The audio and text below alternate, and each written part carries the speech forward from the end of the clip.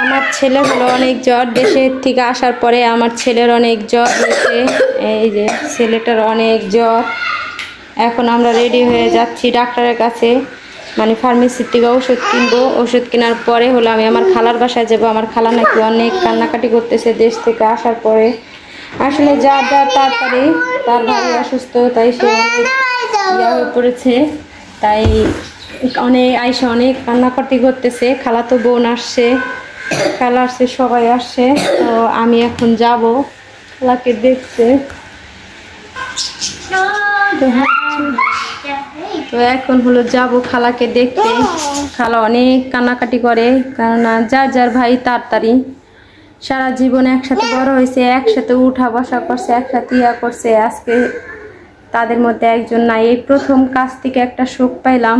কখনো মানে নানু তো বুড়া ছিল, সেটা ছিল মানে ভিন্ন কথা, কিন্তু আমার এই মামা হচ্ছে তার বড় আর তিনজনের পরে সেইখানে সে মারা গেছে অল্প বয়স, এখনো বাচ্চা কাচ্চা হয় নাই।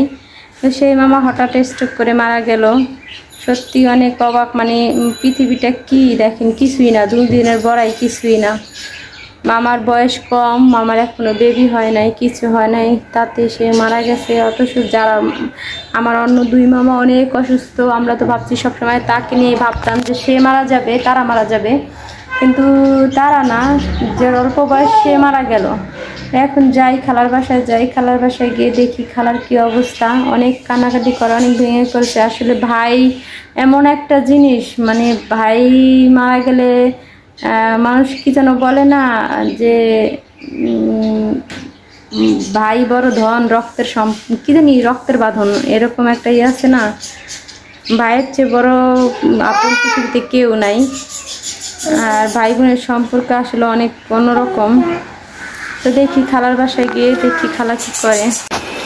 কালকে বিকালে তো দেখলেন খালার বাসায় গেলাম, কিন্তু আর আসি নাই। কারণ হচ্ছে জিয়ানের এত পরিমাণে জ্বর ছিল, 103 ডিগ্রিতে জ্বর ছিল। পরে শেষমেশ সে কি চোখে মুখে না দেখে কমতেছিল না, কোনোভাবেই জ্বর নামতেছিল না ওষুধ খাওয়ানোর পরে। এরপরে ডাক্তারের কাছে 12:30টার সময় চলে যাই। তখন ওইখানে গিয়ে হলো ডাক্তার ওষুধ 500 পাউডার ডোজ দেওয়ার পরে এরপর সারা রাতের মধ্যে সকালবেলা একটু জ্বর কমছে। এখন বাসায় চলে আসলাম। বাসায় এসে জিহানকে একটু খাওয়াচ্ছি, কোনো রকম খাওয়াই ওষুধ খাওয়াবো। জিহান তো যা খায় তাতেই বমি করে। আমার ছোটো মেয়ের অনেক জ্বর, দেখে নিয়েও শুয়ে রয়েছে। ওর জ্বরে ও এখন কিছু খায় না, সকাল থেকে পুরা কালকে রাত থেকে না খাওয়া। আর এই যে জিহান এখানে ইয়া করছে, জিহানের জ্বর একটু কমছে, এখন খাওয়াই দেয়, জিহানকে ওষুধ খাওয়াই দেবো। আর আমি হলো জিহানের জন্য একটু পোলাও রান্না করতেছি, কারণ দেখি জিহান ভাত তো খেতেই পারে না, একটু পোলাও একটু মাংস খেতে পারি কিনা। ও একদমই খাবার দাবার কমে গেছে। সবাই দোয়া করবেন আমার ছেলে মেয়ের জন্য। দেশ থেকে আসার পরে মামাকে মাটি দিয়ে দেশ থেকে আসার পরে বাসার সবাই অনেক অসুস্থ। আর এই প্রথম কাজ থেকে একটা সুখ পাইলাম। কখন আমার নানু তো বুড়া, সেটা ছিল সাবজেক্ট আলাদা, আর মামারা অনেক ইয়াং, তার মধ্যে একজন মামা মারা গেল। এই প্রথম কাজ থেকে একটা সুখ পেলাম। আর সুখটা কি, এই জিনিসটা আসলে বুঝলাম, মানে এত খারাপ লাগতেছে যেটা আপনাদেরকে বলে বুঝাবো না। যার আপনজন যায় শুধু সেই জানে। যাই হোক, এখন রান্না বান্না করতেছি, তো আমার পুরো ভিডিওটা দেখতে থাকুন আর আমার সাথেই থাকুন। দুপুরে জোহরের আজান দিয়ে দিয়েছে। এখন হলো ছেলেকে ওষুধ খাওয়াবো, ওষুধ খাওয়ানোর জন্য নিয়ে আসলাম। ওর একটু ঠান্ডাও লাগছে, তাই প্রোজমা খাওয়াই দিচ্ছি আর জ্বরের ওষুধ খাওয়াই দেব।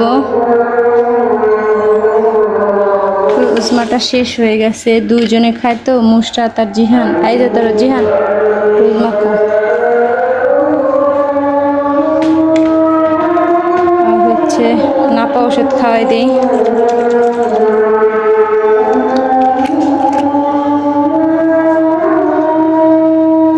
আমার ছেলে একদিনের জ্বরে অনেক শুকায় গেছে, মানে মুখটা মনে হয় ভিতরে গেছে গা শুকায়। এই যে নাও বাবা, এরকম করো। ওর বয়স অনুযায়ী ওরকে 2 সিবি দিতে বলছে, মানে 20 ml।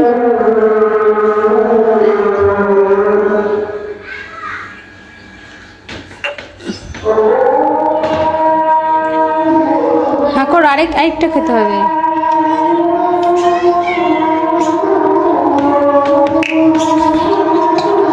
ওষুধ খাওয়াই দিলাম, একটু একটু জ্বর আসছে আবার। এখন গাটা মুছাই দেব।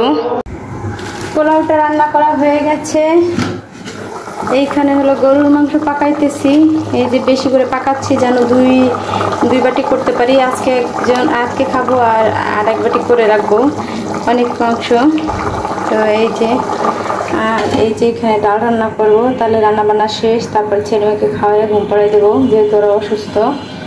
হ্যাঁ মা হয়েছে, এবার বাদ দেবো। লাল মরিচের শুটকির ভর্তা, আলু ভর্তা, তারপরে হচ্ছে গরুর মাংস রান্না, ডাল রান্না করেছি।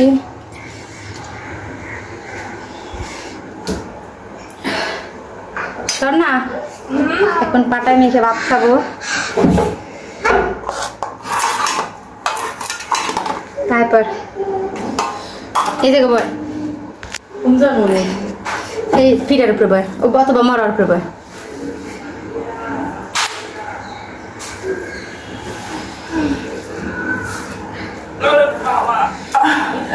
লাল হয়েছে কি দেখছোস?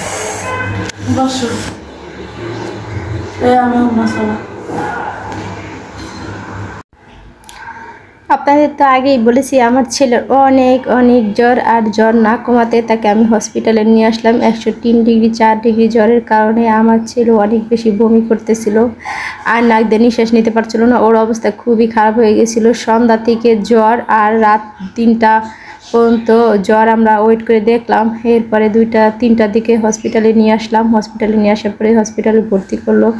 তারপরেও ওষুধ দিয়ে জ্বর কমাইতে পারে নাই। পরের দিন সকাল 10টা বাজে ওর জ্বর একটু কোনো রকম সারছে, কিন্তু পুরোপুরি না। কিছুক্ষণ পরে আবার অনেক জ্বর আসছে, আর এখনও এই যে হসপিটালে আসি। হসপিটালটাকে আমি একটু দেখাচ্ছিলাম। আর আমার ছেলে অনেক অবস্থা খারাপ, কোনোভাবেই ওর জ্বর কমতেছিল না। এরপরে টেস্ট দিয়েছিল, ডেঙ্গু টেস্ট, আরেকটা টেস্ট দিয়েছিল। পরে শেষে ধরা পড়ে পজিটিভ না, মানে ডেঙ্গু নেগেটিভ আসছে, কিন্তু ওর হলো ইনফেকশন হয়েছে। কাশি থেকে বা কোনো একটা গলা ব্যথা থেকে ইনফেকশন হয়েছে, যার কারণে আর ইনফেকশন যেখানে মিনিমাম থাকা দরকার 8 পয়েন্ট, সেখানে ওর জ্বরের মানে ইনফেকশনের মাত্রা হচ্ছে 22 পয়েন্ট, 22 পয়েন্ট। এই কারণে হচ্ছে অনেক বেশি জ্বর, আর ইনফেকশনটা অনেক খারাপ জিনিস, যার কারণে আমার ছেলের কোনোভাবে জ্বর কমতেছে না। অ্যান্টিবায়োটিক দেওয়া শুরু করেছে ডাক্তাররা। অ্যান্টিবায়োটিক দেওয়া শুরু করেছে। অ্যান্টিবায়োটিক দেওয়ার পরও আমার ছেলের জ্বর কমে না। সবাই আমার ছেলের জন্য দোয়া করবেন।